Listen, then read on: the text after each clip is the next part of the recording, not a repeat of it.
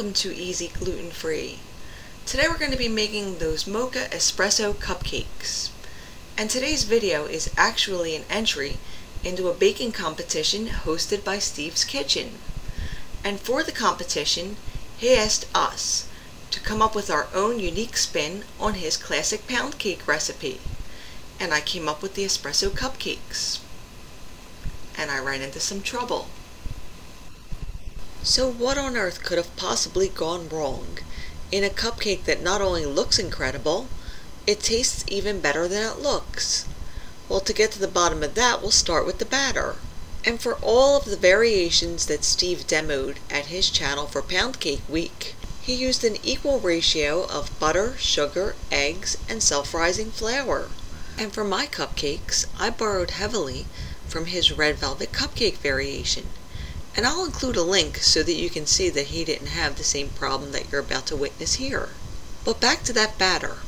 Just like Steve, I started with 200 grams of well-softened butter, which is 7 ounces or 14 tablespoons or 1 3/4 sticks. To that I added 200 grams of sugar, which I weighed directly into a measuring cup for those of you who don't have a scale at home, and it was just over 3/4 of a cup.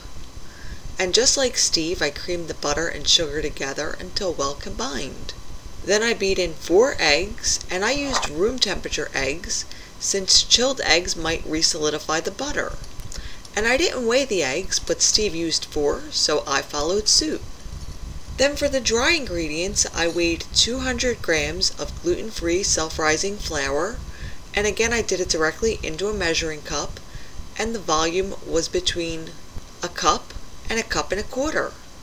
Then I added 2 tablespoons of instant espresso powder, which wasn't part of Steve's recipe, and 2 tablespoons of unsweetened cocoa powder, which was part of the red velvet batter. Then just like Steve did in each of his variations, I added an additional teaspoon of baking powder to the self-rising flour mixture to add some lightness. And after adding the dry ingredients to the egg mixture, in Steve's red velvet video, he added 2 additional tablespoons of milk to compensate for the extra 2 tablespoons of cocoa powder.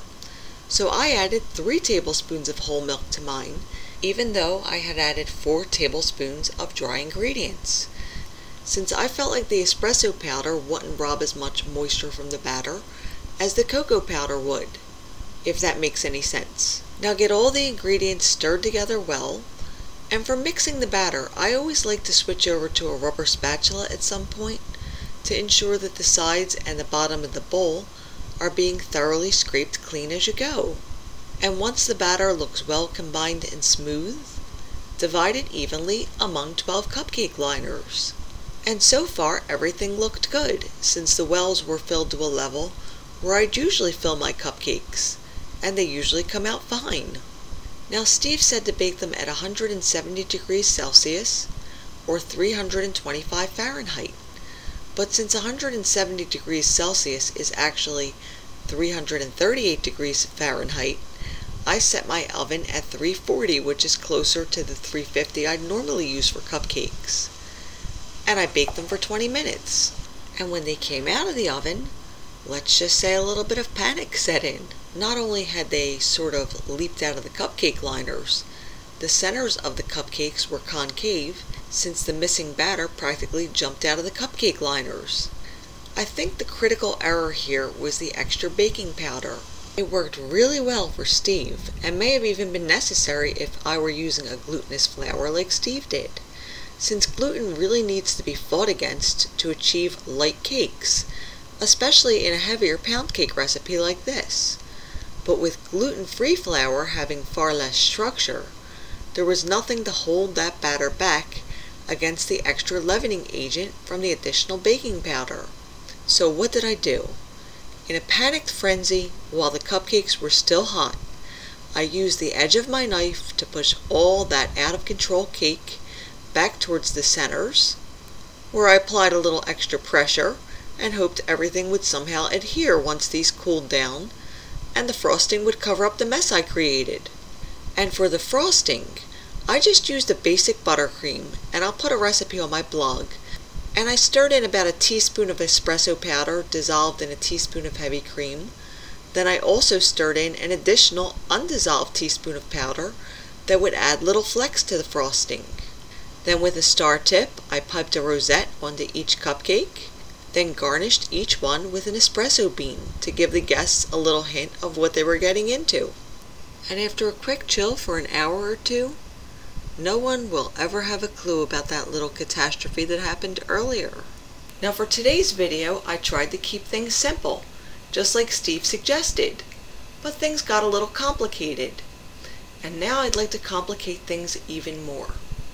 Steve, if I happen to win your little competition, I don't need you to make this recipe again on your channel. That would be far too simple. Instead, I ask that you raise the bar on my rendition of your recipe and create a piñata cake for grown-ups. Screw that lovely looking piñata cake you did for the kids a couple of weeks ago. I want to see a cake in 50 shades of gray. I mean 50 shades of mocha, or several shades of mocha. And I want to see chocolate-covered espresso beans fill the cake, or chocolate-covered nuts, or whatever else you think a grown-up might want to see pop out of that cake. I'm pretty sure I just eliminated myself from the competition. But hey, Steve, it's been great fun to put my little twist on your versatile, delicious pound cake recipe. And I'm going to put some links in the description box of some of the different ways Steve made the cake to show off its versatility. And if you'd like to print a copy of today's recipe and check out my thoughts on what went wrong, you could always visit my blog at the link below. And to check out Steve's competition, I'll put a link down below for that too. And for brand new recipes every week, don't forget to subscribe. See you again soon.